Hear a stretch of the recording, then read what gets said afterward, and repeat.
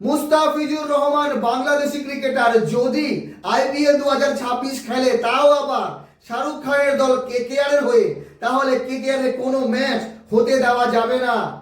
KKR এর প্রত্যেকটা match বানচাল করা হবে, ভাঙচুর করা হবে, এই রকম খবর কিন্তু আমরা দেখছি। বিষয় হলো যে মুস্তাফিজুর রহমানের আইপিএল ইতিহাস, আইপিএল কেরিয়ার একদিনের না। 2026-এ প্রথম মুস্তাফিজুর রহমান খেলছে এমনটা নয়। শাহরুখ খান শুধুমাত্র এক বিশেষ ধর্মের বলে মুস্তাফিজুর রহমানকে ধর্মের টানে কেকেআর দিয়েছে, এটাও একদম ভুল। এই রকম সোশ্যাল মিডিয়ায় ছড়ানো হচ্ছে। বিষয় হলো যদি মুস্তাফিজুর রহমান অ্যাভেলেবেল থাকে, যদি বিসিবি এনওসি দেয়, তাহলে কেকেআর এর হয়ে প্রত্যেক ম্যাচ মুস্তাফিজুর রহমান খেলবে। কারণ কেকেআর এর স্কোয়াডে মুস্তাফিজুর রহমান একমাত্র লেফট আর্ম ফাস্ট বোলার, বাকি কোনো লেফট আর্ম ফাস্ট বোলার নেই।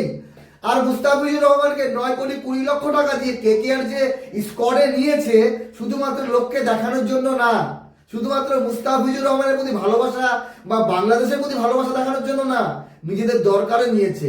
তো এইবার কথা হলো, প্রতিবাদ করার অধিকার সবার আছে, প্রতিবাদ করুন, প্রতিবাদ সবাই করুন। কিন্তু মুস্তাফিজুর রহমান কবে থেকে আইপিএল খেলে? 2016-17 মুস্তাফিজুর রহমান প্রথম খেলে সানরাইজার্স হায়দ্রাবাদের হয়ে, এবং এমার্জিং ক্রিকেটারের অ্যাওয়ার্ডটা সেই মুস্তাফিজুর রহমানই পায়। তারপরে 2018 সালে মুম্বাই ইন্ডিয়ান্সের হয়ে খেলে, 2022 এবং 23 দিল্লি ক্যাপিটালসের হয়ে খেলে, 2024-এ চেন্নাই সুপার কিংসের হয়ে খেলে, 2025 মানে গত বছর দিল্লি ক্যাপিটালসের হয়ে শেষে ডাক পেয়েছিল। 2026 কেকেআর মানে শাহরুখ খান নিয়েছে, যেটা সবাই বলতে চাইছে।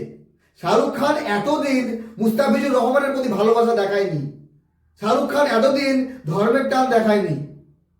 তো বিষয় হচ্ছে যে খেলা এবং রাজনীতি দূরে আলাদা, কিন্তু আমরা এখন রাজনীতি আর খেলাকে, ধর্মকে একসাথে মিশিয়ে যখন দিয়েছি, সেখানে বলতে হয় তাহলে এতদিন যারা কেকেআরকে সাপোর্ট করতো, কেকেআর করে গলা ফাটাতো, তারা কি বলতে চাইছে এখন?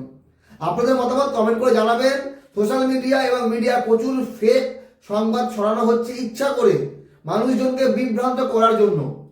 আপনারা সোশ্যাল মিডিয়া দেখবেন, কোথাও সচিন তেন্ডুলকার, বিরাট কোহলি, রোহিত শর্মা, শিখর ধাওয়ান, ইরফান পাঠান, যুবরাজ সিং, এইরকম বিশেষ বিশেষ ক্রিকেটারদের ছবি লাগিয়ে আর নিচে একই রকম কথা।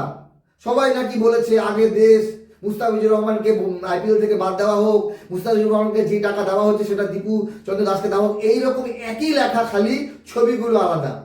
এগুলো কিন্তু প্রত্যেকেই নিজের ইচ্ছা মতো বানিয়েছে। কোনো ক্রিকেটার এইরকম মন্তব্য করেনি। বীরেন্দ্র সেহবাগ করতে পারে, কিন্তু তার ছবি কেউ লাগায়নি। যে করতে পারে, বাকি আপনাদের মতামত জানাবেন। আমি এতটুকু মনে করি, প্রতিবাদের জায়গায় আইপিএল এখনো অনেক দেরি আছে। ততদিনে হয়তো অনেকে ভুলে যাবে বিষয়টি, মনের রাগও কিছুটা কম হবে। দেখেন, আমরা প্রতিবেশী বা আপনার প্রতিবেশী দেশ হোক বা প্রতিবেশী বাড়ি হোক, প্রতিবেশী মানুষ হোক, তাদের সঙ্গে খুটখাট লেগেই থাকে, কিন্তু বিপদে আপদে প্রতিবেশী সবার আগে আসে। এইবার কথা হলো যে প্রতিবাদ করার অনেক জায়গা আছে, যদি প্রতিবাদ করতে হয়। আমাদের ভারতবর্ষে এত ঘটনা ঘটছে, যেখানে রামনারায়ণ বাঘেল থেকে শুরু করে, যেখানে জুয়েল রানা থেকে শুরু করে, যেখানে আমাদের এই ত্রিপুরার ছেলে অ্যাঞ্জেল চাকমা, এদেরকে নিয়ে প্রতিবাদ করুন। এদেরকে নিয়ে প্রতিবাদ করা উচিত যে আমাদের ভারতবর্ষের নাগরিক, বিএসএফ এর একজন ছেলে, আর এমনকি উত্তরপ্রদেশে ঘটনা হয়ে গেল, একজন রাজনৈতিক নেতা, জেল খাটা আসামি, যার যাবজ্জীবন কারাবাস হয়েছিল, সেও ছাড়া পেয়ে গেল। এগুলো নিয়ে প্রতিবাদ করুন, কারণ আমাদের দেশ, আমাদের দেশের মানুষ আমাদের কাছে আগে হওয়া উচিত। আমাদের দেশের মানুষ বিচার পাচ্ছে না, তাদেরকে নিয়ে আওয়াজ তোলার লোক নেই, কিন্তু আমরা অন্য দেশ নিয়ে পড়ে আছি। দেখেন, শাহরুখ খানের দল কেকেআর যদি মুস্তাফিজুর রহমানকে নিয়ে কোনো অন্যায় করে থাকে, সেটা আপনারা কমেন্ট করে জানাবেন। আমার মতে কোনো অন্যায় কেকেআরও করেনি, শাহরুখ খানও করেনি। আমি আবারও বলবো, এটা পুরোপুরি খেলার অংশ। আইপিএল এর নিয়মের বাইরে গিয়ে কোনো কাজ কেকেআর করেনি।